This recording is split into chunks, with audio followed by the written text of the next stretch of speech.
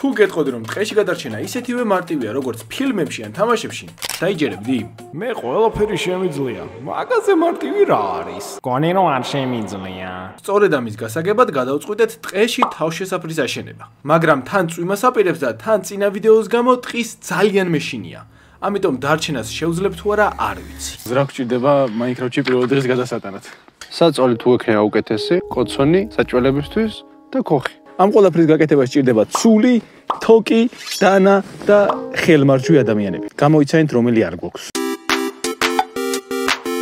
გადავწყვიტეთ ცალ-ცალკე აგვაშენებინა, რასაც შეიძლება ტერიტორიული კამათი მოყვეს. ამიტომ საჭირო იყო საზღვრებზე შეთანხმება. ტერიტორიას როგორ ვიყოფთ? წყლის იქი ჩენია, წყლისაკეთ ჩემი. კარგი. რამე თუ დაგჭირდა ერთმანეთისგან გასვლა ხომოსულა? გასვლა მოსულა. გაი. როგორც ჩანს თავიდან ერთმანეთის უანგაროდ დახმარებას საერთოდაც არ ვაპირებდით, რაც ძალიან მალე შეიცვლება. აი ეს ადგილი შევარჩიე მე თავშესაფრისთვის. მაგრამ რა ვიცოდი რომ ჩემს მხარეს ერთი დიდი პრობლემა ჰქონდა, რომელიც ძალიან მალე ხელს შემიშლის. მოკლედ რაც ვიფიქრე პირველი ის რომ მიწა არის საშილად სველი, ამიტომ ჩემი საწოლი რაც შეიძლება მიწისგან მაღლა უნდა ავაშენო. ვფიქრობ რომ ეგ დავდო საწოლის შემდეგ ქოხი და აქაც კოცონი. ეხლა რაც გჭირდება პირველ რიგში არის რომ შევაგროვოთ რაც შეიძლება მეტი ტოტი. და იქ გამოჩნდა ჩემი ტერიტორიის მინუსი. ხმელი ტოტები არ გამოდგება, რადგან მარტივად იმტვრევა. ამიტომ ნედლი მჭირდებოდა. ორი ნაბიჯი გადავდგი და აქ ამოვყავი თავი. ხმელი კი არა, საერთოდ არაფერი არ არის. ამიტომ ნიკასთან დიპლომატიური მოლაპარაკებები იყო საჭირო. დინარის იქით ვერ გადავალ, იმიტომ რომ ბატონი ნიკოლოზის ტერიტორიაა და ეხლა უნდა ვთხოვო.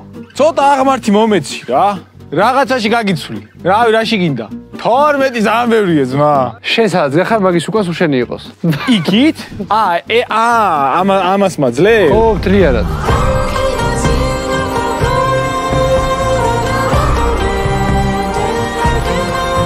ეხლა ტოტების გროვება უნდა დავიწყო საწოლისთვის. წავედით. ტოტების შეგროვება კი დავიწყე, მაგრამ ამ ვიდეოს დააკვირდით და მითხარით რა პრობლემას ხედავთ. ჩემი ცული არის საშილად ბლაგვით ურმე და ვერაფერს ვერ ჭრის და მეორე ის რომ იმ დინარეზე გადასვლა საშილად რთულია. ამიტომ ახლა ბატონ ნიკოლოზს უნდა ვთხოვო რომ იქთან მხარეს გადავიდე და ქვები წამოვიღო და თან იქნებ წალდიც მოუპარო. დინარეზე გადასასვლელად და გადმოსასვლელად ქვები მჭირდება, დრო გადმოვიდე შემხარეს და ავაგროვო შეიძლება? კაი, მადლობა. ქვები სრულიად უფასოდ მივიღე და გადასასვლელიც ავაშენე. ამიტომ ცულის მოპარვის დროც იყო. ეხლა უნდა შევეცადე რომ წავიდე და სულიან წალდი მოვიპარო. ორი ცალი აქვს და დიდად პრობლემას არ შეუქმნის მე მგონი რომელიმეს მოპარო. მაგრამ ვერსად მივაგენი. ამიტომ ვაბანკზე წავედი და პირდაპირ ვკითხე. ზალ სული სადა გაქვს? წალდი? ხო, კონკურენცია იმხელა იყო, მე ქურდობაც კი დავიწყე. ახლა უკვე დროა რომ ჩემი საწოლის გაკეთებაც დავიწყო. და აი რა გეგმები მაქვს. ამ 4 ქვაზე ვაპირებ 2 ჯოხის ასე დადებას და დანარჩენი ტოტების ასე განლაგებას. მაგრამ პრობლემა ტოტების მოგროვებაა. აი ამ ძებრაში, აი ამ ტოტს მოვაგენი, რომელიც ტექნიკურად მდინარეს აქეთ არის. ანუ ტექნიკურად მეკუთვნის მე. წავალ ახლა მოვჭრი. იმედი მაქვს ნიკა ვერ დამინახოს. მე კი მეგონა რომ ეს ხე ჩუმად წამოვიღე, მაგრამ თურმე ყველაფერი არც ესე მარტივად ყოფილა. ვიდაიდან და რადგანაც ყველაფერს ცვლით, ჩემ აი ტოტში ახლა რომ ვითომ ჩუმად მოჭერი, იცვლი ჩემ დახმარებას ამოდი. მამა თავში გესროლო ესა იცოდე წამო. აი ვაიცა მოვა. ნიკა კი მემუქრება, მაგრამ ნელ-ნელა ირკვევა რომ ერთმანეთის დახმარების გარეშე არაფერი არ გამოგვივა. მაგრამ ჩვენ უანგაროდ მაინც არ ვაპირებდით ერთმანეთის დახმარებას. ნიკას ძალიან უცნაურ რაღაცაში სურდა დახმარება. ბატონ ნიკოლოზი ამბობს რომ აი ამ თოკმა უნდა დაიჭიროს. აი ამ ხელა ჯოხი და ნახოთ რა გამოუვა. ნიკოლოზმა ერთი თოკის თავი აქ მოაბა. მერე აი ეს გამაკეთებინა. დიდი ცოტაც ეგ არის და მეორე აქ გამოაბა. სიმართლე გითხრათ, ვერანაირად ვერ მივხვდი, რაში ჭირდებოდა უზარმაზარი მშვილდი. თოკმა გაუძლო? აჰა. მეორე თოკის დაამაგრე მაინც შენჭირი, მე თავპირი არ დაილეწო. სანამ ნიკა თავის სიგიჟეებს აკეთებდა, დრო იყო ჩემი საწოლისთვის მიმეხედა. აი აქ ესე ორი ტოტი დავდე. ეხლა ესე დავალაგებ და ვნახოთ რა იქნება. Yes. მაგრამ სანამ ამ ტოტებს დავალაგებ, ერთი ცუდი ამბავი. გაწვევას აპირებს. ამით შეიძლება გამოცხადებული. ხო და იმედია მოვასწრებთ ქოხის გაკეთებასაც, რომ თავი შევაფაროთ. რა ჯანაბაქენი ძმა? რა არის რა ფენომენია? Oh shit man, იმენა პოკაჰონტას. ეგ შენ მოიფიქრე ხა თუ რამეს უყურე გეხვეწები.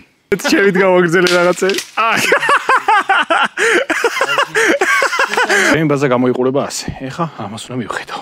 მაგრამ აქ გაპრობლემდა ჩემი ტერიტორიის ყველაზე დიდი მინუსი. ჩემი მხარე აღმოჩნდა ძალიან მწირი რესურსებში, რაც ძალიან ცუდია. რატოტებით მოვიპარე და რაც ჩემკენ მოვიპოვე. შევძელი მხოლოდ აი ამების დალაგება. რაც საერთოდ არ არის საკმარისი. და აი აქ გამახსენდა ჩემი შეთანხმება, რომლის მიხედვითაც ეს მთა და შესაბამისად მისი იგითა მხარეც მე მეკუთვნის. ვიფიქრე, რომ თისიკით შესაძლოა კარგი ტოტები ყოფილიყო. ამიტომ გადავწყვიტე თისიკით ექსპედიციაზე წავსულიყავი. სამწუხაროდ მალე ნიკაც მოითხოვს თავის ტოტებს და ძალიან ბევრს მომუშავებს. და აი აქ გამახსენდა ყველა შიში და უბედურება, რაც კახეთის ტყეში გადამხდა. თისიკით ნიკას ვეღარ ვხედავდი. ამიტომ შიშმა შემიპყრო. არ ვიცოდი ტოტები დამხვდებოდა თუ არა. შესაძლოა სრულიად ტყუილად წავედი. ეს არის ჩემი მოპოვებული რესურსები. შესაბამისად დრო იყო საწოლის გაკეთების.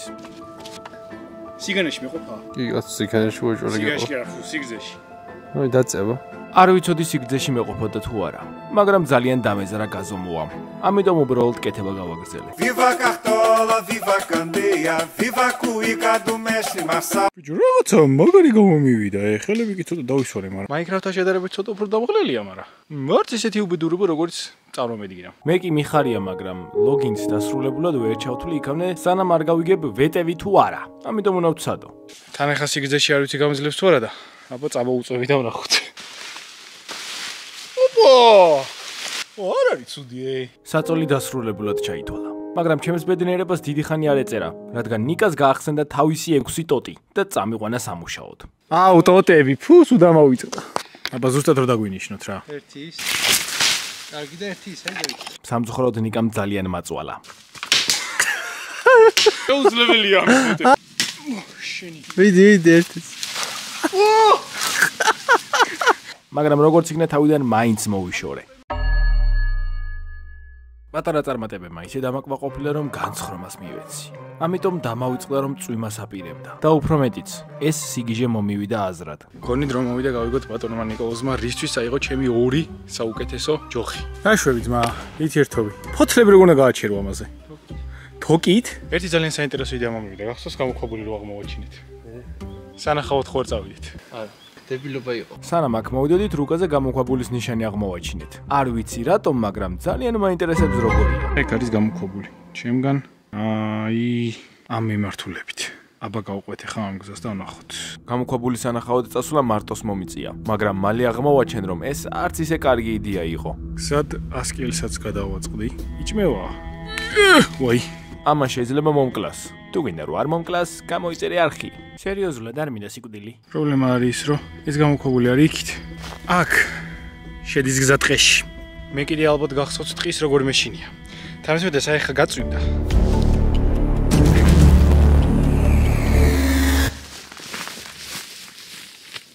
აი, ხო, ეგრე ძალიან კი არ მეშინია. პროსტა ოდნავ წამოწინწკლა და წავიდე. რა თქმა უნდა, ნიკას ვერ ვეტყოდი რომ შემეშინდა. დამეჟარა წასვლა. ამ წარუმატებლობამ გამახსენა წვიმა, ღამის შიში და ის რომ ქოხიც გასაკეთებელი მქონდა. ამიტომ გადავწყვიტე რომ რაც შეიძლება მარტივად გადამეხურა ჩემი საწოლი და ქოხის გაკეთებაში ვგულისხმობ ამ ტოტის ამხეზე მიმაგრებას.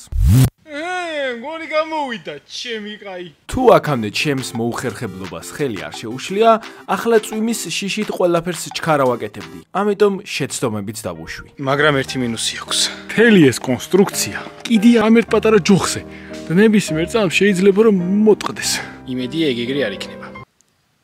ეხლა მიზანი გვაქვს რომ ეს ტოტები უბრალოდ აი იქ ესე ბევრი ტოტი დავალაგო და ზევიდან ესე ფოთლები დავაყარო. საწოლისგან განსხვავებით აქ ხმელი ტოტები გამოდგება. ამიტომ მარტივად ვიშოვე. მაგრამ ახალი პრობლემა ფოთლებია. ამიტომ ნიკას მიუმართე და აღმოჩნდა რომ საერთო პრობლემა გქონია. აბა იმენა ჩემი კაი სახლი მოხდა. ხო ფოთლები მეც მოკლია და ტოტების და წამორგი ხოცები წავიდეთ რა. სწორად გაიგეთ. ნიკას შევთავაზე ჩემს ტერიტორიაზე წამოსულიყო და ერთად მოგვეგროვებინა ტოტები, რადგან იქით გადასვლა მარტოს მეშინია. თავიდან ნიკაც მეხმარებოდა მოჭრაში, მაგრამ შემდეგ რაღაც პრობლემა შეექმნა და მარტომ გავაგრძელე. Viva Cartola, viva Candeia, viva Cuica. აიცა. წვიმის მოსვლამდე დიდი ხანი აღარ იყო დარჩენილი. ამიტომ გადავწყვიტე მენახა რა ეტაპზე იყო ნიკა. მისი კარავი ძალიან პომპეზური იყო, თვითონ ძალიან დაღლილა და ამიტომ ვეღარ აგრძელებდა მუშაობას. ნუ ის იმ დონეზეა გაკეთებული, რომ წვიმა რომ რამე არ ჩამოვა რა. რატო არ ეყოფა, მაგრამ შემეს ეყოფა, ეხლა მთლიანად გადახურა ეყოფა. კოცო საერთოდ ერთად ავანთო თუ ცაცაგე ძმა. სანამ ნიკა დაღლილი იყო, მე სასტრაფოდ უნდა ამეშენებინა თავშესაფარი. ესე გადავხურე ჩემი ქოხი. ინიდან გამოიყურება, აი ასე. მე მალე კი ავაშენე, მაგრამ სამწუხაროდ ისრაფისგან პრობლემები ჰქონდა. უბრალოდ, ერთი პრობლემა აქვს ამ ჩემ ქოხს. ცალი მხარე აქვს ღია, და ეს არის მოსაგვარებელი. მაგრამ ამის მოგორების დრო უკვე აღარ იყო, რადგან უკვე წვიმას აპირებდა. ჩვენ კი კოცონი გვაქვს ასანთები. საბედნიეროდ ტოტები ძალიან მარტივად შევაგროვე. ვალა! ამას აქვს ერთი ძალიან დიდი პრობლემა. ჯერის რო არ ვიცი ეს საკმარისია თუ არა და მეორე, ყველაფერი არის საშინად ნესტიანი და აინთება თუ არა ეგეც არ ვიცი. ამიტომ ყველაფერი არის ბატონ ნიკოლოზზე დამოკიდებული. ნიკას ცეცხლმსროლი ჰქონდა. მე ტოტები მქონდა შეგროვებული. ნიკასთან წვიმა ჩამოვიდო და ჩემთან შედარებით მშრალად დავრჩებოდით. ამიტომ საბოლოოდ ერთმანეთთან ქილიქს და კონკურენციას კოლაბორაცია ვამჯობინეთ. არის აშევეთ. რა ვიჭო ესა? მიზანს ვერცერთმა ვერ მივახციეთ, მაგრამ ამის მიზეზი არ ყოფილა ჩვენი მოუხერხებლობა ან წვიმა. ამის მიზეზი ის იყო, რომ ერთმანეთს არ ვეხმარებოდით. ორივეს ერთად უნდა გამუშავა, ხო თქვენი შეფასებით? ნამდვილად, თორე შემდეგში ორივე ავწევთ ერთად ვიმუშავოთ იმაზე. გადაფარებული ხო არის რა, არ დაშალა.